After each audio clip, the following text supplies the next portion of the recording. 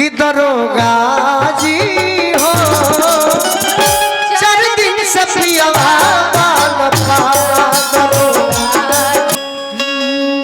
छोटू बाबू बैठो। सोच सोच जिया हमारा बहुत सोच हर सोच सोच जिया हमारा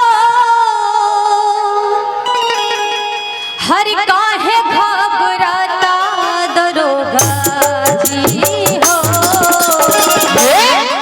दरोगा जी हो 4 दिन से पियवा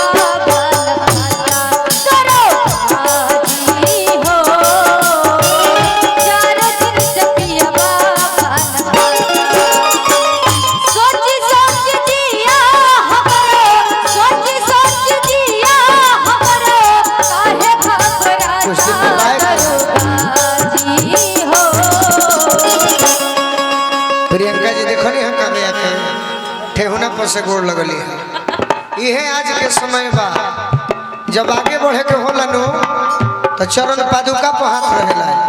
जब तनी मनी आगे आदमी बढ़ जाला तो ठेहुना पा जाला कुछ दिन में है तरी। और जब लागी लो कि हम तो सुपर स्टार हो गए नहीं तो गाड़िए में से बाई करेला। ये हम देखले बानी बाकी बहुत अच्छा जा खूब जमा रहा कि दरोगा जी हो 4 दिन से पियवा